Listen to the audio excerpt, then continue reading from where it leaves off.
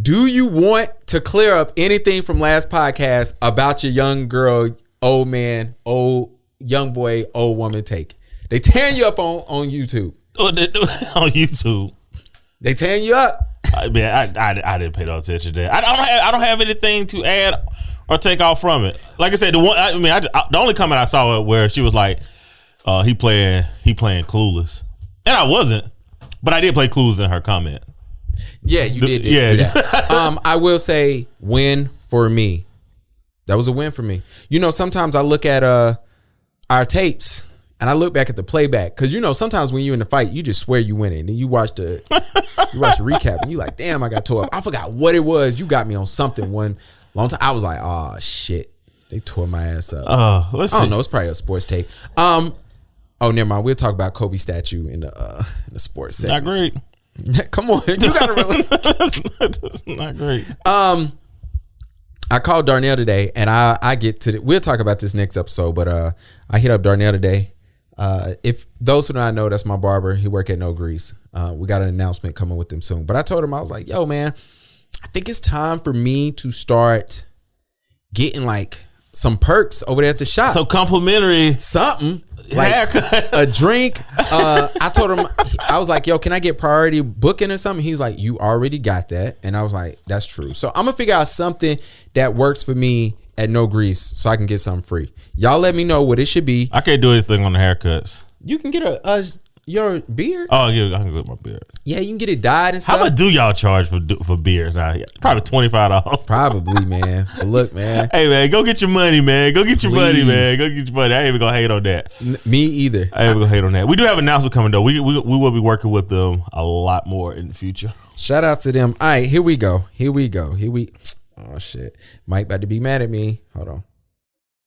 It makes it feel authentic when we mess up. What you do, whenever something goes down, they're gonna throw it back in your face. That sentiment from black men seems very scapegoaty. I don't like that the women are being blamed as to why men do not open up. This idea of opening up actually leans more into emotional intelligence and emotional security, the part in which black men specifically were not nurtured to have growing up. There is not a lot of space where you are taught, being raised as a young man, that you can be vulnerable. I think the pressure on young men to be problem solvers on their own is what perpetuates a lot of that. Even just in life. I have been in toxic situations where things have been thrown in my face, and it's essentially, to your point, if you go low, we going to hell.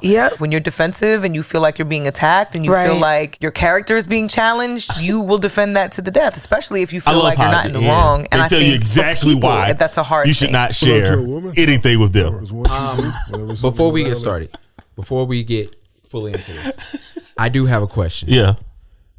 Do you want to tell the truth? Yeah, we're gonna tell the truth today. Today a truth day. It's gonna be a quick pod, y'all. Yeah, so we gotta tell the truth. We gotta tell the truth. All right, get to it. I'm gonna let you do it because this is right up. This is for you. Yeah, bro. Do not. Yeah, don't share everything with your women at all. Period. Point blank. There's no benefit to it. If it involves her, share it. Facts. If it doesn't involve her, fuck it. Excuse me. Share it. Not in that first 8 minutes. Damn it. I bleep it. Yeah. Just always remember that, fellas. Like, there's no benefit to sharing it. And here's the thing, it's because you're expected to be this big person, right? Like when I got older, like when I was a kid, I thought my dad was never afraid of anything. Mm-hmm. Like I literally thought that, right? Thanks. Then when I get older, you realize like, oh, he was afraid. He just never showed you that he was afraid. So imagine how you'd feel like if you knew, your dad was afraid, right? Mm-hmm. How would you feel as a kid? I can't trust this. Yeah, you'd be terrified. So like, nah, man, just don't, man. Do not pay attention to this. Your emotional intelligence, men EQ is knowing what not to share. I love how women complain about men that they raise. And I love, as an older guy, I realize I'm getting old. This year I will officially be old. I'm turning 35. I've come to accept that. Yep, you hit the wall, Bubby. Absolutely. And I say that to say, when I watch single moms complain about the type of men that they're raising, that shit is so scary to see, like, firsthand. Dude. That you're watching a woman saying, I'm going on a date, and they complain about the men that single moms before them have raised. And I'm like, I hope you're willing to change that in your home. So when I say that to say, listen to these ladies not take accountability of saying, hey, if Shaq says, hey, do not open up to women. And I tell everybody, I open up to one woman, and that's my wife. And even at that, she don't get but so much, because it's just like what benefit is telling your woman that you are, like, yo, I'm fearful, apprehensive, terrified? Like, what is she going to do? Make you more nervous. Exactly. At best, you might get a prayer out of her. Maybe. And you don't know if she can get one through. Yeah, exactly. It's like there is no benefit. And this is it's not about bottling your emotions, man. Like, one of the things, like the first lesson I taught my son was, like, anytime he would break something, spill something, any of that, right? Mm-hmm. I never yell at him for any messes he make. Okay. But I'd always ask him, hey, what happened, right? And then, he'd be like, oh, the cup fell over. Like, bro, the cup did not fall over. Facts. What happened? Right? And he'd be like, oh, I knocked the cup over. Okay. Who knocked it over? He's like, I did. How did you do it? Not paying attention, whatever it was, right? Mm-hmm. And it's like, you work through all of that. And that's the benefit of having a father, and the benefit of men is because we're going to work you through it, because after you understand how it happens, then now you can start preventing it from happening. But if you're not really raised with a father, sometimes you don't get that lesson, because that's not really a lesson that's coming from your mom, right? Mm-hmm. The mom is like, oh man, you made a mess. Let me clean it up. Yeah, let me clean it up, or you're in trouble for making a mess. I don't want to dive too deep into the weeds, but terrible advice. Ladies should spend more time talking to ladies about what ladies should do, not spending time telling men what they should do for things that they don't even like. Facts. I want to welcome everybody to the Black Dads Club. Welcome. This is episode 127. Super Bowl weekend, man. Hold up, hand claps. The Panthers are going. Oh shoot, that's not the hand claps. Panthers are going to visit. I am super happy about this weekend. I have a pretty light weekend. Never mind. Tomorrow I'm recording a podcast. Shout out for them. They're hiring me for my services, and then I gotta go to a youth poetry slam, and then I got photo shoots. Blah, yeah, it was a busy weekend. Yeah, absolutely. But you know what? Before we get into this, I texted you yesterday about it, but I was taking pictures at a HBCU, and I did this deep dive because I spoke to more people after I spoke to you about, are we doing a disservice to our children by sending them to HBCUs that are so underfunded that they might not be equipped for our kids? And I know that's a lot. And I know as a kid that went to a PWI, it doesn't matter how many times I say on this podcast, one of my first regrets in life was not going to North Carolina A&T. It doesn't matter because I still went to a PWI. And, it's funny. I have a Puerto Rican wife, and me and her have had this conversation before we got married. Yeah. Like, when it comes to college, one of the first things is like, do you want your kid to go to college? All right. We got on there. Whatever, we went through that whole long discussion. Then it was like, I want him to go free. The order is free. Yeah. HBCU, and then after that, I ain't paying for it. So wherever you want to go. Yeah. Right. Yeah. And I ain't really trying to pay for the other two. Clearly, I ain't trying to pay. But I had an interesting thing because I'm taking pictures yesterday, and I'm listening to an HBCU realize in this whole 8-hour long day, they're talking about how they just realized they inserted 10-year-old internet technology on campus, and they're trying to figure out how not to catch up, but to get ahead. But their biggest thing kept coming back to, we are 10 years behind. That's insane. And I text you yesterday and I said, damn, this ain't the first time I've been at a HBCU and they've talked about being behind far as technology or building codes or, and then you look at the last couple of years, A&T sending kids home. What was that? Spelman, or it might have been, I think it was Spelman or it was Clark. Oh, it had the flooding down there. Had the flooding down there. And it's like, a couple years ago, I remember when Bennett was losing accreditation because of money and stuff. And it gets you to this standard thing of like, damn, are we doing our kids a disservice? And how can we combat that? Because it seems like when you hear from HBCU students and they seem to tell you about their social highlights and not the other issues that, hey, I don't deal with at a PWI. Yeah. I mean, we're pretty much cooked as a community, right? Which is why I always say like, top third of men got to separate and then like rebuild. And like, just to give you an example, Wall Street Journal sent out, you know, job shares, like who works in what field. So going into the schools, job with a higher share of white workers, farms, ranches, cost estimators, construction workers, surveying, property appraisers. So everything that's dealing with money, it's pretty much just, you know, or what something should cost, all white folks, right? Which is why black people's stuff is valued way, way less, right? When you go to Hispanic, it's drywall installers, roofers, carpet painters, maid and housekeepers was at 50%. But all these fields are 60% Hispanic, right? Which is, you know, which are trades. For the white ones, all these jobs were 95% or higher. Yeah. So those fields were 95%. When you come to black workers, this is all the fields that we're in are 48% or below, down in the 30s. Postal sorters, nursing assistant, security guards, postal service clerks, probation officers. These are our fields. Asian workers were manicurists, of course, medical scientists, software developers, physicians, and computer hardware engineers, right? So if you just go off of this list, like, yo, like, who's not doing shit on this list? Us. It's us, right? And the reason why I always say, like, yo, we got to move to the top third, because in the top third, that is where your businessmen are, your doctors, your attorneys, your dentists, your software engineer. Like, we have to, because as long as we keep communicating with this being the pattern, you're going to keep reproducing with people like this that are okay with this pattern. So to go back to, you know, where we started was like, yo, are our schools underfunded? Going back to, you know, the conversation of, you know, having conversation with women. A lot of our problems are just because we're classed down so far that we're having to deal with issues that most other ethnicities will never have to deal with. Yeah. But it was a real eye-opener yesterday, and I was like sad, and I was kind of like, damn, I want my kid to go to a HBCU. Like, that is a desire for it would be so easy for our community to get ahead, though, if HBCUs actually gave a fuck about black people. Because if they did, right, you could go to HBCU and become a software engineer, right? You know, whatever's the easiest path, right? If you taught kids Microsoft Excel, Tableau, Power BI,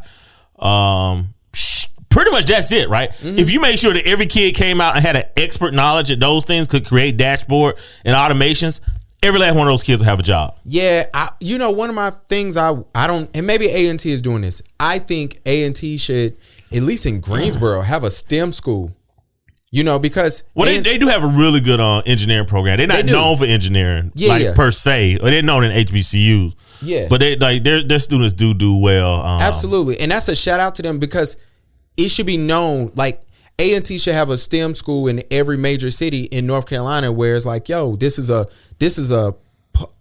just a plant of, yo, you go here, you go to A&T, you got you a job here. And that would be so dope. But anyway, even like geology, right? Yeah. So like I love geology. It's probably my favorite science. Rocks, volcanoes, all that shit, right?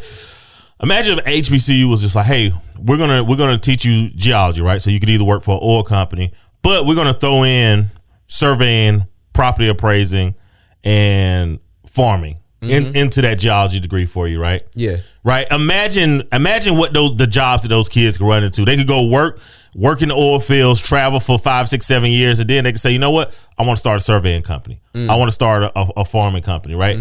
We could completely change the trajectory of blacks if we actually just focused in on the roles that we just don't have. Postal service, nursing assistant, security guards, postal clerks, probation officers.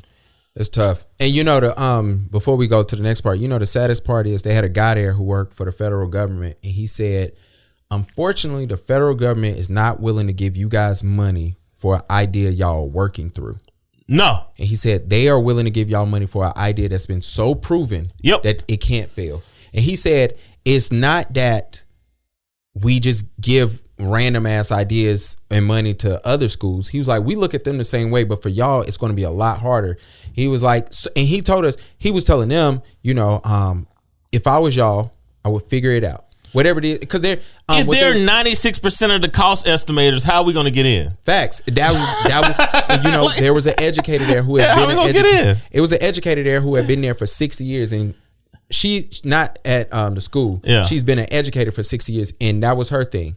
So, but it was just interesting, man. If you haven't by now, you've heard Jay-Z's speech at the Grammys. And it's two parts of Jay-Z's speech. And before I get there, I do want to congratulate Killer Mike,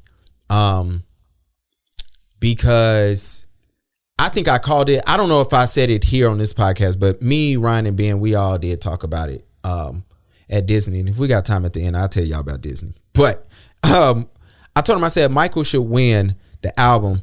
And one thing I do want to highlight about Killer Mike that I think is beautiful is he went to his wife and said, I want to create the album I want to make without the label. Yeah. So I have to put up our money for it. Will you allow me to do this? And she said yes. And every interview he did, he said, you don't understand when you have a project, how hard it is to man up and want to go to your wife and say, hey, it's going to get tight in here, but I'm trying to do something special. And to see this man sweep the awards, the 3 major hip hop awards, and do it and know what he had to go through and putting up his own money, I think it's a beautiful thing. And congratulations to him. Jay-Z got up there. Now, which part are we focusing on? The Beyonce part? Yeah. Just the Beyonce part. All right. What's your thoughts on this? I think that, as a man, it is your job to always protect your wife. Facts. And that's why you need to marry a white woman, because sometimes you're going to be protecting her when it's obviously it's tight in there. You should where it's like, yo, you could have let it go. You could have let it go here. And I'll say this: I don't think this is Beyonce's best album. I know that's sacrilegious on the heels of the tour. Yeah, but I just don't think it's her best album. But I don't think she was up this year. She was up last year, right? I think it was last year, because she got new song of the year this year, right? Yeah, but it was for something. I think it was last year, because that's when she could have won. That's when everybody was like, "Yo, you're gonna win album of the year." Oh yeah, to break the I think you're tie. right. Yeah. And I don't think it was. I don't think it was her best work. I think it was artistically, amazing. Yeah. Same way like Outkast's last album was artistically amazing. The Flute album? I'm playing. Like no, not the Flute album, but Speaker Box, Love Below. Yeah. But like, was that their best album? No. ATLiens was their best album. But I mean, you can argue Criminal, but it was definitely ATLiens. But I don't even know so that doesn't matter if this is your best, because it's just what I put out versus the field. Yeah. Versus the field, but I could see why her album didn't win. And again, I think Jay-Z did the right thing, but I think this plays into politics. Yeah, it plays into the politics, and Jay-Z being the head of Rock Nation is where I want to go at this. Okay. They play politics all the time. Meg and Nicki. Yeah. So for Jay-Z to get up here and be like, hey, yo, y'all not being fair, I thought that was a little bit ironic. What I found ironic is Jay-Z repeating what Kanye has told us for the last decade. And I'm not talking about, it's funny that Jay-Z is defending the same woman against the same woman that Kanye defended, in VMAs. But this is not the same. I don't want to compare those two things. Not the same. But it is funny that it's the same ironic. woman. But what is the same is Kanye has been telling us for years, they play our face here. He has said that. And he said, you got to play the games. What's the games is Kanye got in there and told y'all what the game was. Yo, these old white folks will call you, say, yo, I need you to perform at my kid's bar mitzvah or my kid's birthday party or my kid's whatever or my cousin whatever. I need you to come over here, shake and jive, whatever. I'm going to give you the nod, whatever. And if you say no, they're going to go to somebody else, right? It is the politics. And so and you know what? And I don't want to put this on Hove, because hopefully one day we sit down with him. But let me put it like this. We say we're going to tell the truth today. Oh, yeah, we're going to tell the truth. Yeah. All right, the truth is, I'm getting tired of the Carters trying to use, it's my turn now, let me speak up for the people. And let me tell you something. You was around when Tidal came out, and I told y'all Tidal will never work. I said the reason why I feel like Tidal isn't going to work is because you have rich people telling poor people, hey, we're getting robbed. And I said, that can't be your marketing plan. And I said I thought it was just interesting. And then Hov had this whole big. Well, it can't be for black folks. Nah, but that's how the other side is. So, but yeah, for black folks. Yeah. And so when Hov has a room with, 4 of the people in the room are now billionaires. And when you got all these people in the room and they're part of the 1%, not even the 1%, like the 0.5%. Yeah. And they're saying, hey, we're getting robbed by richer people. And you coming to me and saying, and then you got, your wife pouring out Ace of Spades the next day in a bathtub. Then no, bro, I'm not giving you my 1999. It's tough. And so it felt like this. But was he right or wrong? He was right. Let's get to it. Yo, sometimes when this shit is tough, you getting cussed out in the car, your wife telling you, I don't want to go to this shit. I know you getting an award, nigga. I don't care. You got to look at her and say, come on, we got to go. We got to play the game. And then when you looking at her and she on the stage and she's not moving her face, yeah, you got to say something. Yeah. And nothing's funnier than when your girl give you the look like, nigga, say it. And he said it. But shout out to husbands. I don't know if anybody's seen the Monique interview. You probably should have by now, but it was funny listening to Monique get up there and defend her husband and talk about I gotta finish it. Is it good? It's good. It's a slow burn, but it's good. It's almost 3 hours. I ain't gonna lie to you. And that seems like a lot for a Monique interview. It really does. And I'm gonna just leave it at that. Monique has a lot of, let me put it like this. Monique's steal her smoke for Oprah and Tyler Perry is amazing. She didn't have that much smoke for Lee Daniels. And she said why. She said, yo, he called me. He apologized to my kids, me and my husband. And she said he got on camera and apologized to us. And she said for that, it's amazing. Now, she said she had an interesting take. She talked about Tyler Perry. You got to go listen to it. She talked about the recording of him. But she talked about how he violated her and how she went to other black men and had them to speak to him and she got shunned. But, her biggest thing, she said what Taraji just got finished complaining about. Yeah. Y'all killed me 14 years ago. Well, I think she is right. Monique is not wrong about everything, but I think Monique runs into the problem of it's not what you say, it's how you say it. Mm-hmm. And I think she's running into a lot of that. When you're dealing with people that they're the higher hierarchy than you, they're hiring you, there has to be a difference that's paid. Mm-hmm. You know what I'm saying? Because you're not in charge. Mm-hmm. And I think she's right when she complains about people being in charge, not treating people right, mm-hmm. right? But until you become the person in charge, it's hard to really get that off. Yeah. When what other people decide can control your livelihood. And I get it. Everybody wants to be able to get off what they want to get off. Mm-hmm. But in real life, that's not how it works. Nah. Nobody walking to a job telling your boss what you tell them when you're going to quit. But all the way up to that point, you hold it in. What's sad is I don't know what Oprah going to do, but Oprah is having a tough 6 months. Monique has a story in there. She talks about how after she wins the Oscar, she talks about how everybody knows for the most part, Monique was molested by her brother, right? And she talks about that. And she said after the Oscars, her brother, Monique, Oprah brought Monique and her husband on air to talk about that and everything. She said, cool. She said a couple of weeks later, Oprah calls her and said, hey, your brother wants to come on our show and apologize for molesting you and all this stuff. And she said, Oprah, I don't want to stop him, but if that's what you want to do and he wants to apologize, then cool. But, she's like, I don't deal with him. Yeah. I'm making it clear to you, I don't deal with him. So I don't know what he's going to say. But if that's what you've had me on there, you showed me grace and mercy, blah, blah, blah. Cool. And Monique said she watching the show and Oprah brings out Monique's mom, who proceeds to kick Monique's back in. And her brother's kicking her back in. She said, yo, you never told me my mom was going. She said, because I know the relationship I have with my mom. Yeah. And she does this. And she said it was so tough me going to the grocery store and I'm having older black women come up to me and say, baby, I'm sorry, your mama ain't shit. And she said I had to defend my mom. And she goes through all that. And I was just like, damn, Oprah, that sounds so bad. And she has several stories. She has a real problem with Oprah.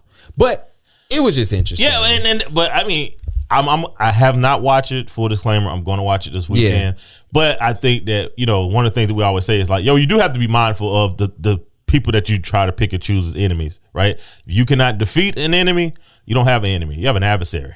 Because why are you not just believing your friend? Let me stop. Why are you not just believing your friend? And why is it a repeated issue that you believe women when your friend is telling you something? You keep doing that. Stop. Yo, did the girl say he tried to fuck her or something? Absolutely. Yes. That's why he's sitting there acting light skinned. Bro, the fuck are we talking about? You keep screaming light skinned bullshit. Stop. So hold up. Wait.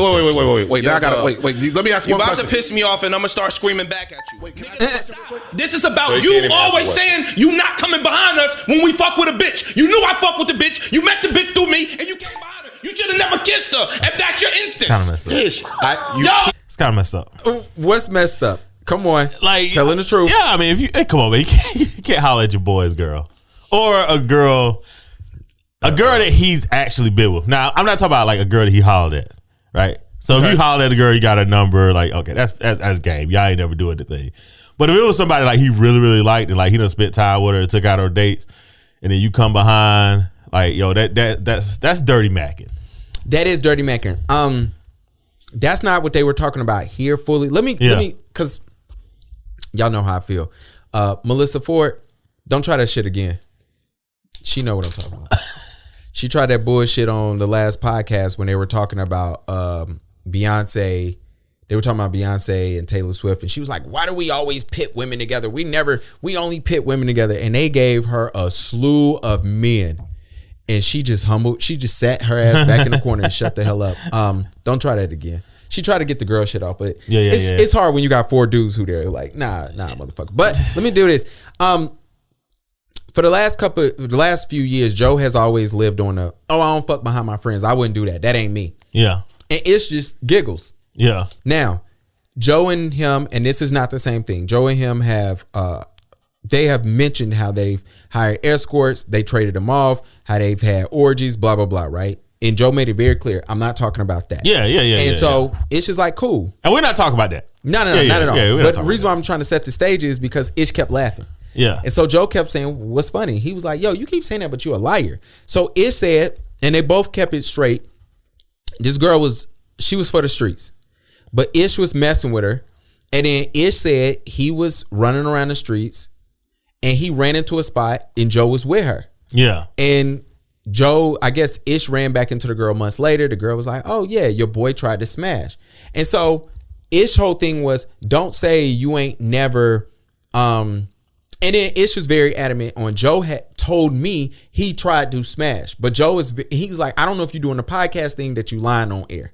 So that's why this conversation going back and forth, because Ish was like, yo, I've had private conversations with you that I won't say because it's not on mic, so I can't. Yeah. But Joe is that. Now, do I call that dirty macking? First of all, Joe, but let me ask you this. Joe said he wasn't trying to smash, but they was just tongue kissing behind a bar. The guys had a debate on, I would have a hard time tongue kissing somebody my boy used to smash. Period. Well, they were trying to debate if you trying to smash. If you tongue kissing, you're definitely trying to smash. And that's how I feel. And that's why Ish was getting mad. He was like, bro, it's 3 a.m. You and her are behind the club tonguing down. Yeah. And you trying to convince me you ain't trying to smash behind me? Like, that's weird. Dirty macking. Do I believe in dirty macking? I believe y'all do dirty mac. You fellas definitely dirty. Women dirty mac too. Women will throw salt in your game if they want you and they homegirl want you. Oh yeah, they will absolutely talk your ass down and then come. Hoe. Yeah, or you a hoe to her. Yeah, I had a good friend that did that to me. Well, she was a good friend at the time. She's married now. Yeah, husband told her she couldn't talk to me no more because we used to kick it back in the day. But would you ever do that? What? Yo, if you get married to a girl, you was like, yo, you can't talk to him no more. Y'all used to kick it. Depends on how I feel about the dude. Depends on how I feel about the dude. If it's a legitimate threat, yeah, you can't talk to her no more. Yeah, you can't talk to her. If I don't feel like it's a threat, then I probably wouldn't care. Look, and here's the thing. Y'all like to be like, yo, men are insecure. All right, look, insecurity is like an apprehension, right? Mm-hmm. All right. Then you have like a lack of fucking protection, right? Like it's just not there. Like, yo, there's no wall, right? That city would be insecure because it's not secured. So it's like, yo, it depends. Is your woman secured or not? This how I know you older than me. You always found an old ass analogy that makes perfect sense. Like, so, but no, I mean, but truthfully, like, if I'm dating a woman, I don't care who her friends are. If we get married though, like I've already cleared all that. Like if I marry a woman, facts. I've already cleared all that. So I'm already cool with it. I don't know not one one dude that my girl used to talk to. I do know one cat because he called her phone one day when we was like trying to talk and he cried. And I picked up the phone because he kept calling. I'm like, yo, who keep calling fucking phone? And he was crying. And I said, bro, it's over. I said, I'm here now. You took his girl, man. Yeah. He better not run up. But I think he in the military, so I about to chill. But I told him, I said, bro, you gotta relax. It's over. And then she hit him. She got in the car. I said, yo, some dude kept calling. I was like, it's over. And she thought it was so freaking funny. But you know what's crazy is she's never asked me not to talk to a chick. But yeah, she has. Never mind. I was about to say, are you sure? Yeah, I mean, everybody knows who is going to be a threat. But Dirty Mackin is messed up. But to Joe's credit, from the way you just told the story, it's not like it's one girl. So are they really tripping over one girl in the streets? It was. Yeah, they did. Yeah, they did that. They did that to go viral because it's not even that serious. If I run across a thought that I had to holler at and I see one of my boys out with it, the only thing I would tell him is like, yo, you know she was a thought, right? Yeah. See why you gotta do that? It's hate. That's not hate. It's like, it's letting them know, like, yo, don't play yourself, bro. Like, if he's trying to wife her? Yeah, if he's trying to wife, I mean, if she's saved, then okay, let it go. Oh my gosh. Wholeness due to get deleted. Let it go. If she has been redeemed. Look, man, my favorite boy. Let it go. I go. never do this and I never do that. Speaking of Christians, I just don't ever get out of my discipline. I do the same thing all the time. My wife can make 3 phone calls and find me. Right. I'm either in my house, at Corey's house, or at my parents' house. Because I'm never anywhere else that I'm not supposed to be. And the location services are turned on. On my phone. Live action. That was dirty. Location. Password. Face ID. She probably got that somehow. I don't know how. He did all that. She so probably all got the women listening go home. Juliet hit me one time. Man, I hate you niggas. I hate y'all. And I had a at Disney, I met up with my cousins. I met up with Brianna. Yeah. And Mike knows Brianna. She's a wholesome girl. She is. She's wholesome. And we had a deep conversation because she understands, Brianna's really into like she be giving y'all Instagram pastors and y'all mega church pastors. She be giving y'all a pass that I will never give, right? Like she goes to TD Jakes' daughter or whoever's like little conventions and all that stuff. She the one who told me about Tim Ross. And she wanted to know why I have an issue with Tim Ross. And we had a deep conversation over lunch about why I think this nigga is a corn. And things like this is a corn. But especially when you're in this like, yo, I'm only in 3 places, right? Like, okay, what you're not telling me that you're disciplined. What it sounds like is that you an alcoholic that stays away from bars. Or you just don't. You know, like I could go to a bar and not get drunk. Sounds like if you show up at a bar, you know what I'm saying, you go get arrested. You get carried out. Yeah, you get carried out. Like we're not the same, bro. We're not the same. Don't bring it as like, yo, like don't be a former alcoholic that don't go to bars because you can't. And then when you see people go to bars, you look down on them. And that's kind of how it felt. It was just like, yo, I'm only in these 3 places. Like, yo, I go where I want to go and not cheat on my woman, bro. Absolutely. It's not that hard. I go to a strip club and not cheat on my woman. Facts. I can sit in a brothel and have a drink with the owner there. Hold on. I can go to a brothel and not cheat on my wife. Come on, man. When she put her hand on your inner thigh. Man, like that doesn't bother me. If I'm in love with my woman, I'm in love with my woman. And she rubbed the back of your head. Yeah, I mean, she can rub the back of my head. She run your front head. She rub back front head. I'm not interested in sex. I'm not interested in sex, man. Like, so I hate when dudes that lack discipline sit out here and start being like, "Don't tempt me. I'll do anything to be tempted. I'm gonna have my location services." Is that a thing? Yeah. At what point in a relationship do you turn on location services? Is it 6 months? Is it a year? Is it marriage? Like, what is it? You're married. My wife has my location, which I think wives and husbands should have one another's location. And she got my location because Ben and Ryan, they had my location before hers, and they brung it up as a joke.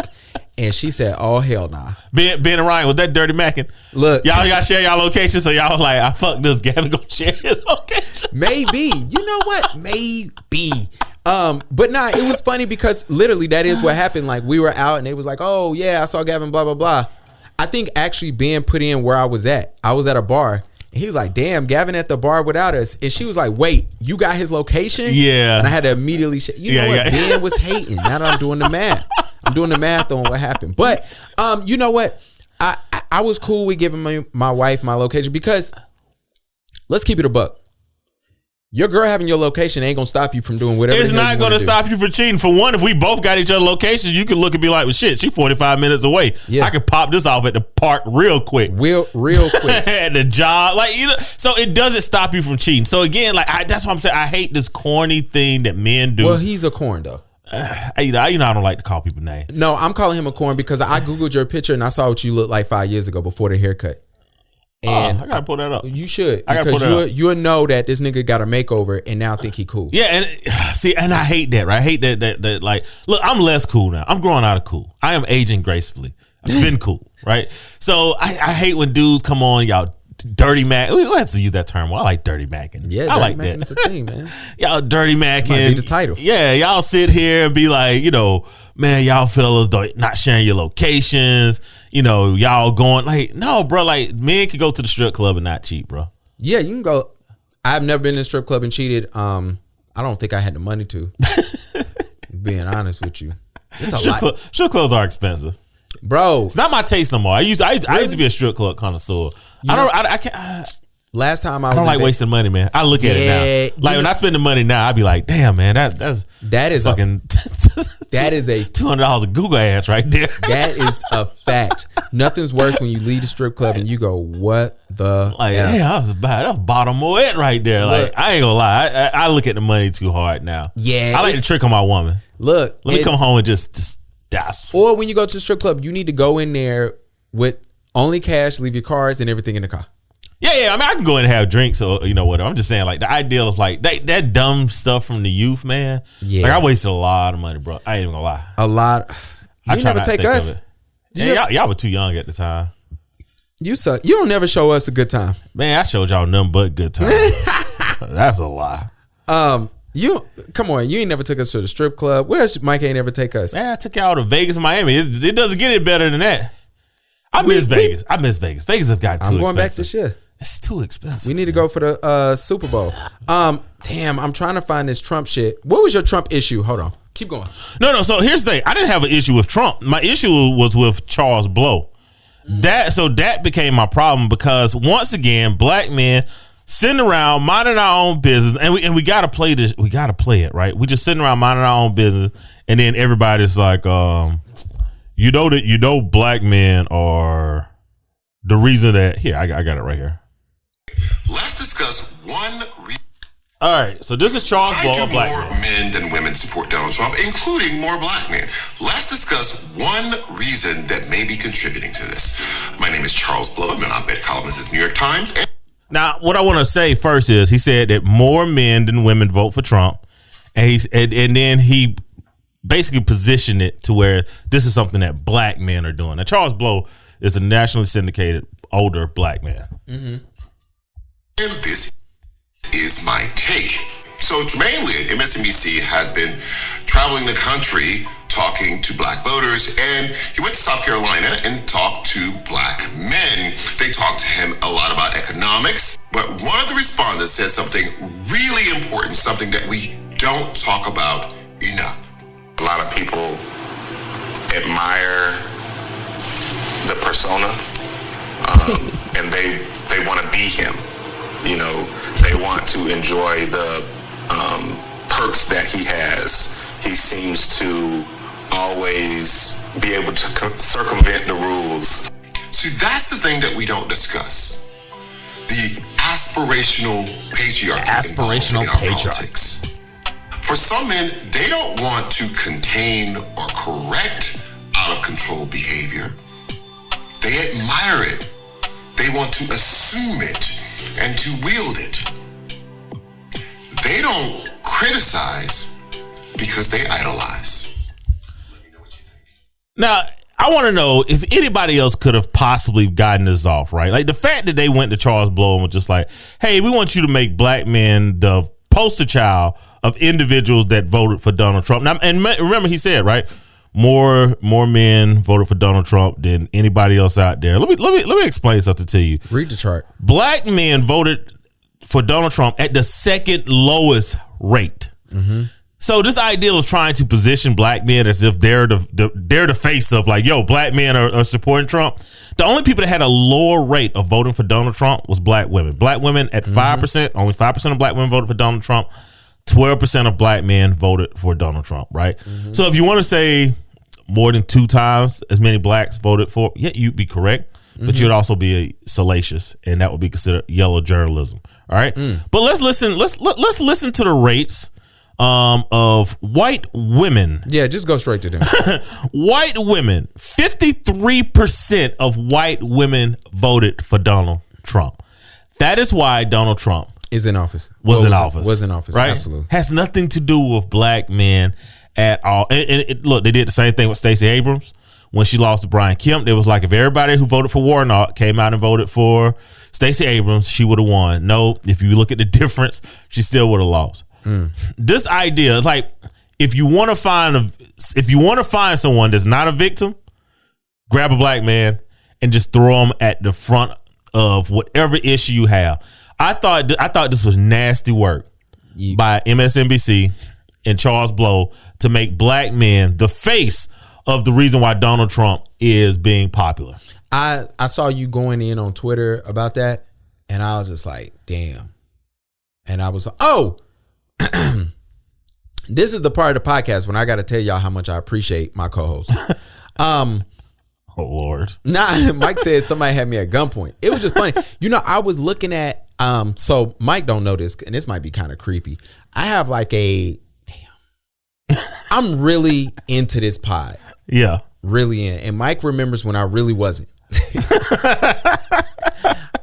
So much so that I have a 2, 4, 6, 8, 10, a 4x10 dry erase board at my house in one of my bedrooms where I have everything, goals, stats, everything about this podcast up. Like I wake up and I do this. So anyway, I'm in there reading it, looking at what we need to work on, seeing how good and how bad we are with goals and shit. And I started thinking about other podcasts, ones that I follow that I love, ones that I hate. And I was like, damn, we could have been out of here. We could have crashed and burned if my co-host would have let me.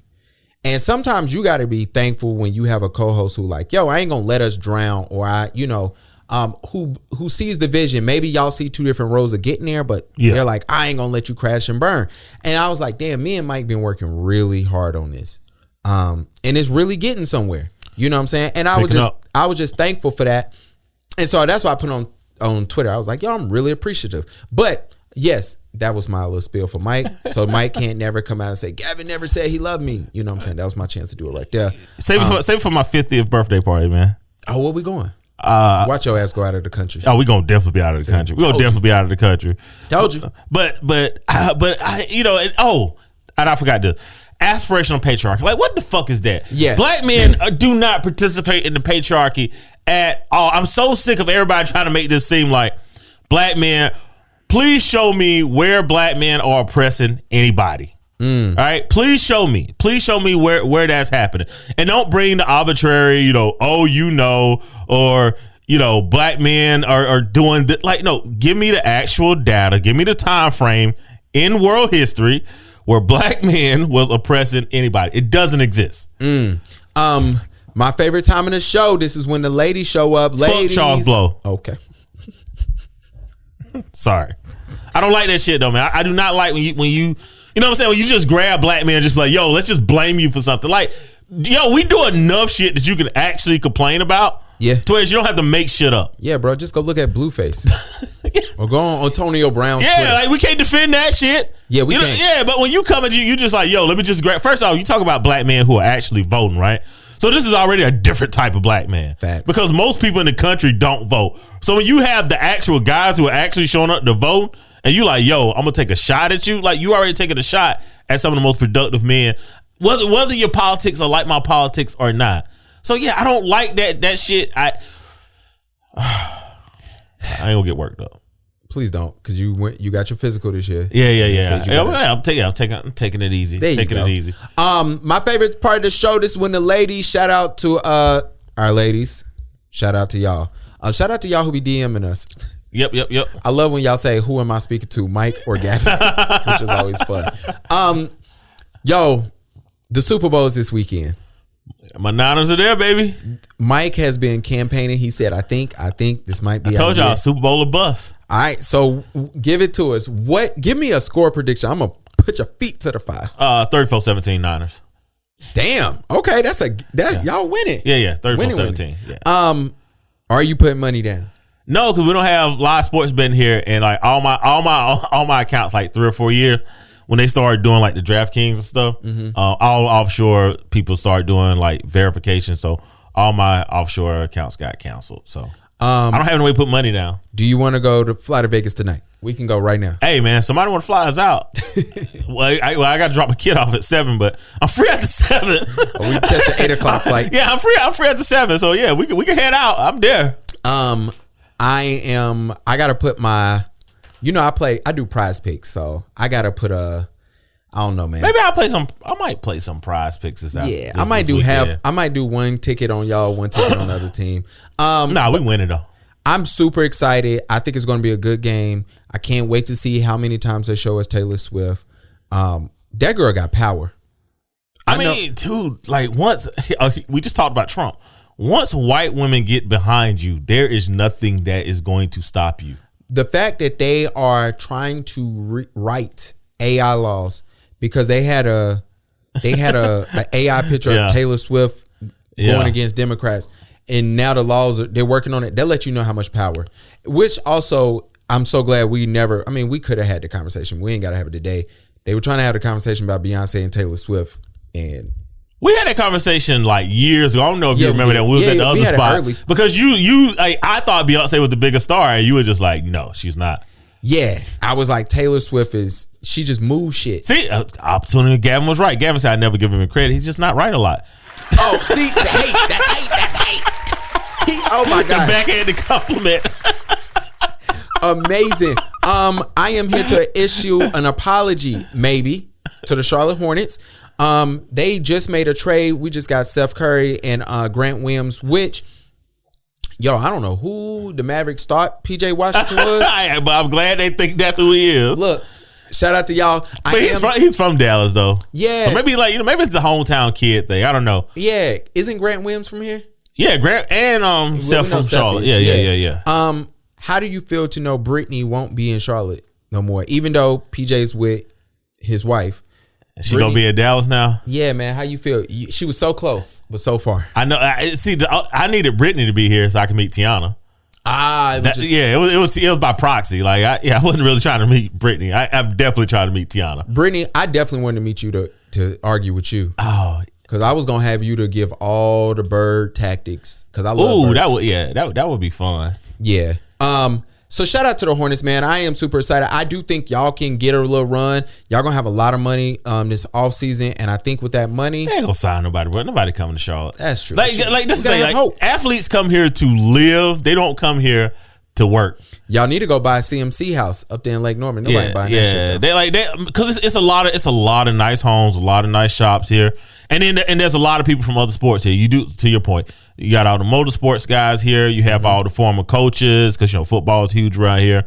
Those guys are here. A lot of former NFL players, former Hornets. So this is like the retirement town for athletes. Yeah, it's not really like the guys don't come here to party, bro. We brung this up before, and it just manifested again.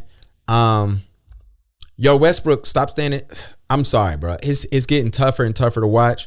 We said this a while back, and I never got to clip it to post it. But we both shared how much we love Westbrook, the man, as a black man, as a black father, as a black husband, and what he stands for. He seems like a real stand-up dude, right? Yeah. And I said it then, and you echoed it as well. It seems like people are going to continue to pick on him.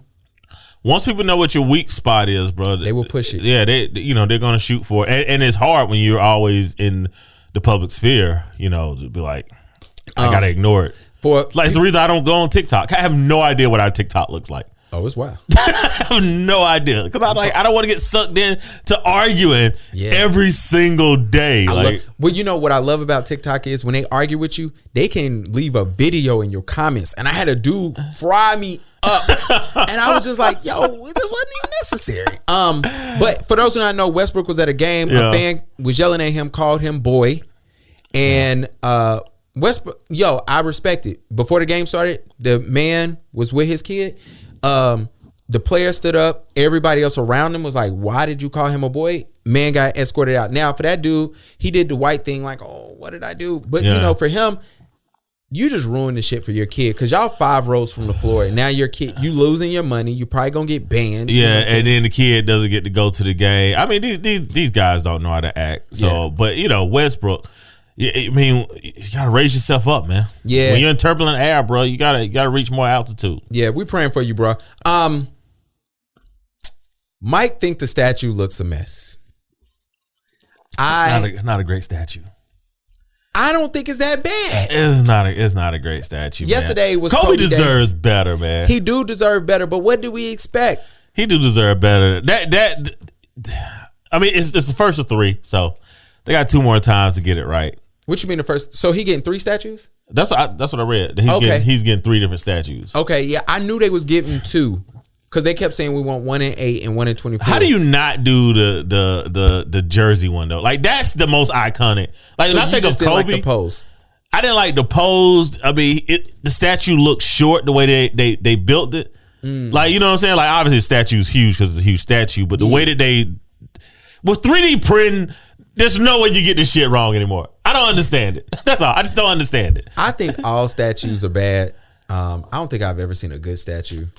Maybe Kareem's. I would have to think of one. And it ain't a lot of them. You know what I'm saying? Yeah. Jared Richardson shit was horrible outside of Charlotte. Yeah, that was terrible. Giving yourself your own statue is amazing. I mean, dude. Robert Johnson named the team the Bobcat. It's kind of cool when you think about it. Yeah, it is. If I had 10 million, I'd give myself a statue. Yeah, like $10 billion or $1 billion. You know what? I might for the heck of it. Let me see if I could actually make a statue that looks worth a damn. Last thing before we get up out of here, we doing good on time, man. What we got today? What's the last thing today? Hold on, man. It's the. She just adopt. She doesn't want to, Mendici. She wants to have a baby that has her DNA, that looks like us, that she feels like is a part of her heritage, her culture. She don't have no one in the family else that can do it. You're the only one? I'm her sister, her only sister. Listen, you're not her sister, you're her cousin.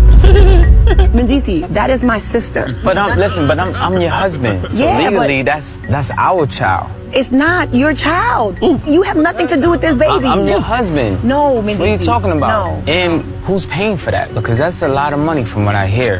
Well, I thought that we... What? All right. Now, Mike, we can do this the right way. We ain't got to argue. We can set up... Because I can argue with this one. Yeah. Where you want to go with this? I just thought that was a wild request. Like, and I thought it'd be a good question for the audience. Because most of us are dads, and that means we've had a woman at some point. Would you, if you was married to a woman, would you want her to give her eggs away? Are we planning on having kids anymore? Because I don't think they are. I don't know. You know the name. That's Yandy and Mendici. Yeah. So I didn't know. I just thought of the question. I don't think it's such an outrageous thing. And you got to pay for it. Now, see that's where he got to it at the end because here's the thing, it's technically her child, right? It's her eggs. It's not a kid. Yeah, it's her eggs, right? It's gonna be a kid if everything goes right? Yeah. So it's like, all right, it's your wife. It's a good chance she's gonna have an emotional attachment. Like beyond a normal emotional attachment to that child, because it is your cousin. Because it is your cousin. Well, not only is it your cousin, it's your egg. Yeah, that's your DNA. That's your kid. That is fair. So so it's like as a man, right? And again, this goes to what I always say: no one considers the emotional labor of men, right? Because these are all the things that I think that he's thinking that he's like, yo, I can't really say this on national TV because I'm gonna get murked. Yeah, well, here's my argument. you can't police women's bodies, dog. And I know that sounds, and that's the argument. I don't think he's doing that though. Well, here's the thing. I look at it and say, yo, them is her eggs. It is a decision that y'all should make. The good book say y'all won. It ain't hers. It's y'all's. Well, that sounds cool. Okay, I'm telling the truth. All right, I think that's a losing battle when you get there. However, this is the nature of vetting women and knowing, because I didn't think of, before you said that, I didn't think of, yo, this is an actual family member who you are going to see later in life at Thanksgiving, at whatever, and what if that little motherfucker is disrespectful to your wife later? And you got to look at that kid and be like, motherfucker. Or what if it looks just like your other kids, right? And you're constantly reminded that, you know what? Technically, that is my wife's kid. Yeah, no, I'm with you. I didn't even think of it like that. It's a lot of weight, and I'm just like, as a man, it's like, yo, like, first off, damn, this is a good question. God, first off, let me think about it, right? You can't get an answer from me right now. Facts. But the longer I think about it and I start going through the list of what the future is going to look like, am I supposed to leave the kid in the will now? You know what I'm saying? Because this is technically your kid. Well, it's not technically your kid. Well, she got to give birth to it. Well, I mean, it's your wife's kid, right? So I'm thinking of in that sense. It's your wife egg. It's your wife. It's your wife. It's a crazy question, man. Who's fertilizing this egg? I'm guessing it's gonna be a sperm bank. Oh, so it ain't. I'm guessing, or it could be the guy she's dating. I don't know. It's so many questions. I don't know either. Man. Yeah, but I mean, I think as a man though, I think to just bring that to me and just drop that on me and be like, yo, in front of the VH1 camera. Yeah, I want to give my egg to my sister, because he says cousin, but like even if it is her sister. Yeah, like, man, that's even tougher. I would struggle with that. Like, I really would. Like, I can't say that. I'd be like, yeah, babe, it's the right thing to do. Like, as a man, I totally get it. I wanted to argue for the ladies and be like, don't police their bodies. I wanted to do that for y'all, but hell nah. I mean, it's tough, man. If you bringing it to me, you want my opinion. You want my opinion on it. But the thing is, like, let's say to your point, right? You can't police women's body, right? Mm-hmm. So she does this. Mm-hmm. If the future is not 100% automatic, right, which means that the family's fine, I don't have to take care of this kid, you know, she's not running into any financial difficulties, the kid's not over every week. I'm talking the future is perfect, right? As a man, the moment one thing pops off and it goes awry and then it ends back up in your face, right? Are you even allowed to be like, this shit should have never happened, right? Or like, Mike, think about this. Think about, let's take my wife. Yeah. Right? You know my wife. Yeah. Let's say one of my cousins or my sister, you know my sister. Imagine my wife saying, hey, I'm going to gift your sister my eggs so that y'all can have a kid.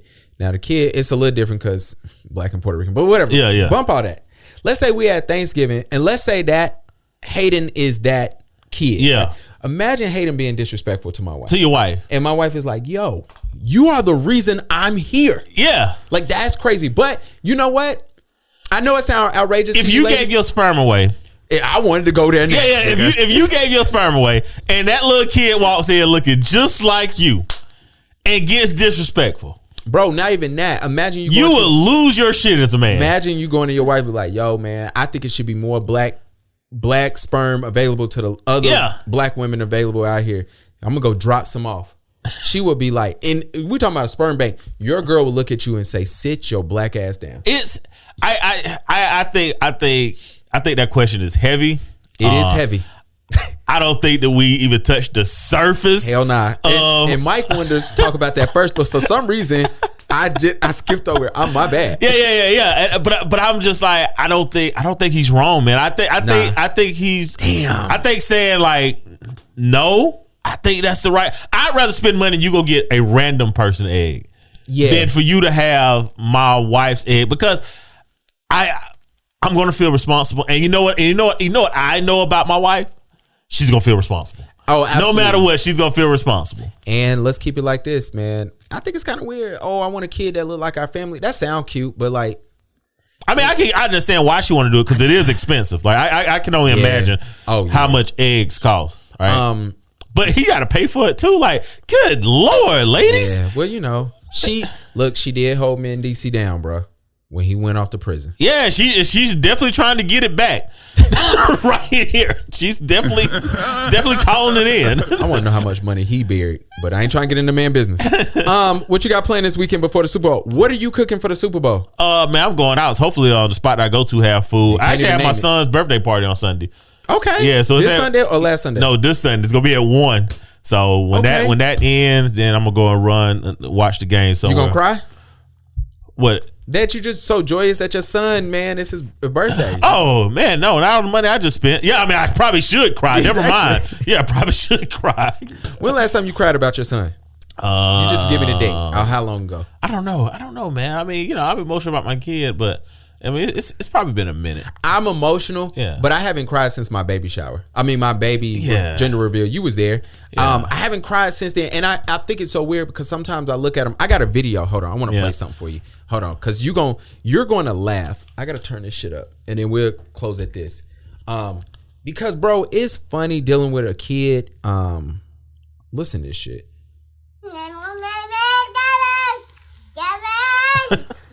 You hear this boy saying my name? Yeah, he call you. Your milk. This boy wanted milk, and I'm downstairs, and he's yelling out my name. And for me, that shit was so hilarious that I was just like, it's funny, but it's like, damn, my boy is growing up, man. But I still ain't got emotional. It'll come one day. Probably when he about to go to elementary school, I'll probably lose it. Cause I dropped him off at daycare. That might have been like when he went to school. You're like, damn, I really got a big kid here. Yeah, my dad be trying to pull it out of me. He be like, dang man, it's crazy when you got a whole family depending on you. I'm like, bro, that's a real. Yo, good luck to the 49ers. I am going for them because I rather have a happy host on Tuesday than tonight. And I'm super excited about that. But anyway, man, thank you, Michael. That ain't his real name. But yeah. Pastor Mike Will. Pastor Mike. And look, we're going to see y'all in church next Tuesday. Hey, holla at your boy.